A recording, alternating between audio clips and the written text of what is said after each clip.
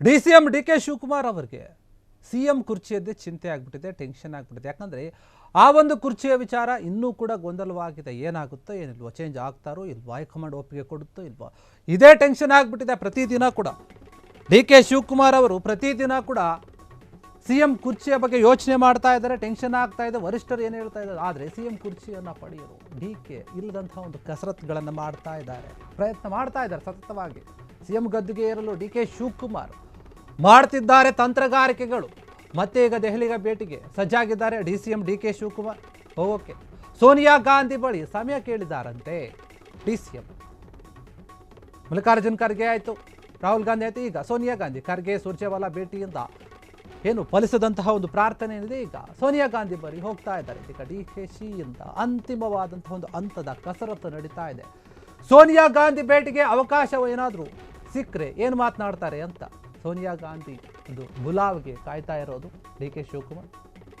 ಕರೀತಾರಾ, ಒಪ್ಪಿಗೆ ಕೊಡ್ತಾರಾ ಅಂತ. ಹೀಗಾಗಿ DKಶಿ ರಾಹುಲ್ ಗಾಂಧಿ ಭೇಟಿ ಏನು ಪ್ರಯತ್ನ ಮಾಡಿದ್ರು, ಅದು ಕೂಡ ವಿಫಲವಾಗಿದೆ. ಮಾತನಾಡಿದ್ರು, ಸೋನಿಯಾ ಗಾಂಧಿಯ ಒಂದು ಮೊರೆ ಹೋಗಿದ್ದಾರೆ. ಈಗ ಅವರೇನಾದರೂ ಹೇಳಿದರೆ ಒಪ್ಪಿಗೆ ಕೊಡ್ತಾರಾ ಅಂತ.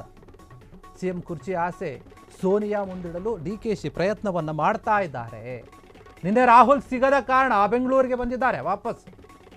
ಹೀಗಾಗಿ ಮತ್ತೆ ಹೋಗೋಕೆ ಪ್ಲಾನ್ ಮಾಡ್ತಾ ಇದ್ದಾರೆ, ದೆಹಲಿಗೆ ಹೋಗೋಕೆ. ಯಾಕೆಂದ್ರೆ ಸೋನಿಯಾ ಗಾಂಧಿ ಅವರನ್ನ ಭೇಟಿ ಮಾಡೋಕೆ. DK ಶಿವಕುಮಾರ್ ನೋಡಿ, ಒಂದಲ್ಲ ಒಂದು ರೀತಿಯಲ್ಲಿ ಏನಾದರೂ ಮಾಡಿ ಸರಿ, ನಾನು ಸಿಎಂ ಕುರ್ಚಿಯ ಮೇಲೆ ಕೂತ್ಕೊಳ್ಳಲೇಬೇಕು, ನಾನು ಸಿಎಂ ಆಗಲೇಬೇಕು ಎನ್ನುವಂತಹ ಒಂದು ನಿಟ್ಟಿನಲ್ಲಿ ಒಂದು ಪಣ ತೊಟ್ಟು ಬಿಟ್ಟಿದ್ದಾರೆ. ತಂತ್ರಗಾರಿಕೆಗಳನ್ನು ಮಾಡ್ತಾ ಇದ್ದಾರೆ. ದೆಹಲಿಗೆ ಮೇಲಿಂದ ಮೇಲೆ ಹೋಗ್ತಾ ಇದ್ದಾರೆ. ಇದು 3-4 ಸಾಲಿ ಜಾಸ್ತಿನೇ ಆಯಿತು ಹೋಗೋದು.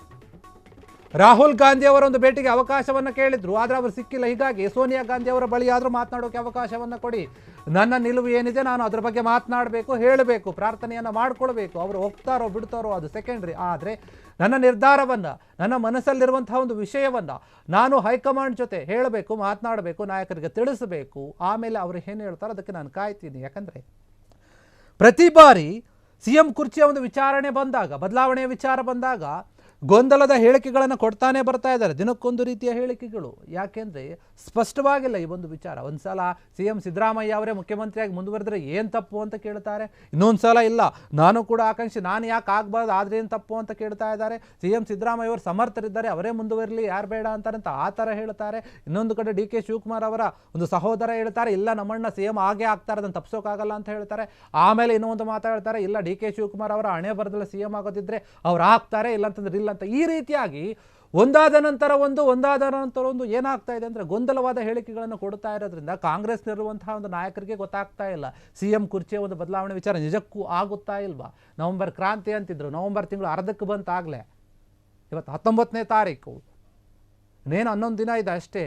ಈ ತಿಂಗಳು ಮುಗಿದೋಗುತ್ತೆ. ಈ ತಿಂಗಳಲ್ಲಿ ಆಗುತ್ತೋ ಇಲ್ವೋ ಬದಲಾವಣೆ ಗೊತ್ತಿಲ್ಲ. ಎಲ್ಲೋ ಒಂದು ಕಡೆ ಡೌಟ್ ಬರ್ತಾ ಇದೆ.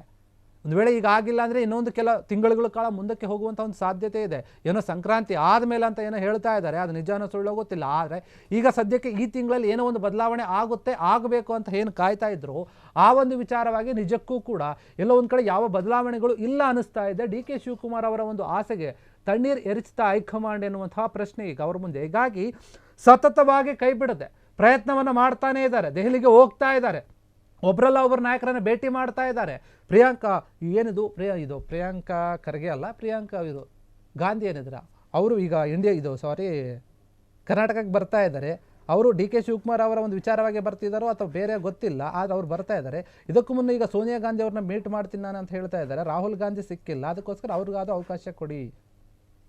ಎಲ್ಲ ಒಂದು ನಾಯಕರು, ಒಂದು ಗಾಂಧಿ ಫ್ಯಾಮಿಲಿಯನ್ನೇ ನಾನು ಮಾತನಾಡಿಸಿ ನನ್ನ ಒಂದು ಮೇಲೆ ಏನಾದರೂ ಒಂದು ಸಾಫ್ಟ್ ಕಾರ್ನನ್ನು ತೋರೋ ಥರ ಮಾಡ್ಕೊತೀನಿ, ನಾನು ಸೀಟನ್ನು ತಗೊಳ್ತೀನಿ ಅಂತ ನಿರ್ಧಾರಕ್ಕೆ ಬಂದಂತೆ ಕಾಣ್ತಾ ಇದೆ. ಆದರೆ ಇದಕ್ಕೆ ಮಲ್ಲಿಕಾರ್ಜುನ್ ಖರ್ಗೆ ಒಪ್ಪಬೇಕು, ಸುರ್ಜೇವಾಲಾ ಒಪ್ಪಬೇಕು, ಮತ್ತು ವೇಣುಗೋಪಾಲ್ ಒಪ್ಪಬೇಕು, ಬೇರೆ ನಾಯಕರು ಇದ್ದಾರೆ ಕಾಂಗ್ರೆಸ್ನಲ್ಲಿ. ಅವರೆಲ್ಲ ಹೈಕಮಾಂಡ್ ಅವರು ಒಪ್ಪಿದ್ರೆ ಮಾತ್ರ DK ಶಿವಕುಮಾರ್ಗೆ ಚಾನ್ಸ್ ಸಿಗಬಹುದು. ಮತ್ತು ಇವ್ರಿಗೆ ಚಾನ್ಸ್ ಕೊಡಬೇಕಂದ್ರೆ CM ಸಿದ್ದರಾಮಯ್ಯ ಅವರನ್ನು ಕೆಳಗಿಳಿಸಬೇಕು. ಯಾಕೆ ಇಳಿಸ್ತೀವಿ, ಯಾವ ಕಾರಣಕ್ಕೆ ಇಳಿಸ್ತೀವಿ ಅನ್ನೋದನ್ನು ಕೂಡ ಹೇಳಬೇಕಾಗುತ್ತೆ. ಯಾಕಂದರೆ ಸಿದ್ದರಾಮಯ್ಯ ಅವರನ್ನು ಕೆಳಗಿಳಿಸುವಂತಹ ಯಾವುದೇ ಒಂದು ಉದಾಹರಣೆಗಳು ಹೈಕಮಾಂಡ್ ಹತ್ರ ಇಲ್ಲ ಅನ್ಸುತ್ತೆ. ಹೀಗಾಗಿ ಅದ್ರ ಬಗ್ಗೆ ಯೋಚನೆ ಮಾಡ್ತಾ ಇಲ್ಲ ಈಗ ಸದ್ಯಕ್ಕೆ. ಯಾಕಂತಂದರೆ ಬಿಹಾರ ಚುನಾವಣೆಯಲ್ಲಿ ಒಂದು ದೊಡ್ಡ ಮಟ್ಟದ ಮುಖಭಂಗ ಆಗಿದೆ, ಅದರಿಂದ ಇನ್ನೂ ಹೊರಗೆ ಬಂದಿಲ್ಲ. ಹೀಗಾಗಿ ಈಗ ಸದ್ಯಕ್ಕೆ ಕರ್ನಾಟಕದಲ್ಲಿ ಆಗಲಿ ಅಥವಾ ಕಾಂಗ್ರೆಸ್ಸು ಯಾವ ಒಂದು ರಾಜ್ಯದಲ್ಲಿ ಅಧಿಕಾರದಲ್ಲಿಯೋ ಅಲ್ಲಿ ಕೂಡ ಯಾವುದೇ ರೀತಿಯ ಒಂದು ಬದಲಾವಣೆಗಳನ್ನು ಮಾಡಬಾರ್ದು ಅನ್ನುವಂತಹ ನಿಟ್ಟಿನಲ್ಲಿ ಸರ್ಕಾರ ಇದ್ದಂತೆ ಕಾಣ್ತಾ ಇದೆ. ಮತ್ತು ಹೈಕಮಾಂಡ್ ಕೂಡ ಅದೇ ರೀತಿಯಾಗಿ ಯೋಚನೆ ಮಾಡ್ತಾ ಇದೆ.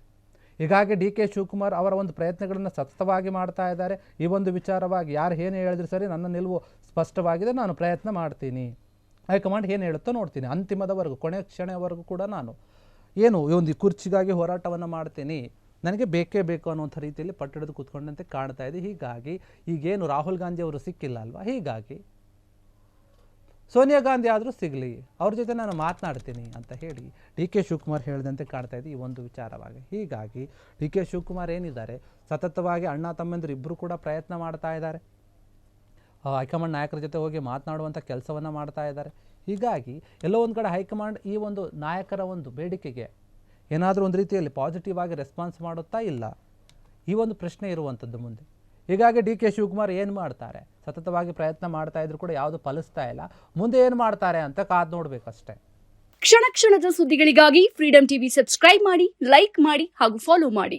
ಹೊಸ ಸುದ್ದಿಗಳ ನೋಟಿಫಿಕೇಶನ್ಗಾಗಿ ಬೆಲ್ ಐಕಾನ್ ಮೇಲೆ ಕ್ಲಿಕ್ ಮಾಡಿ.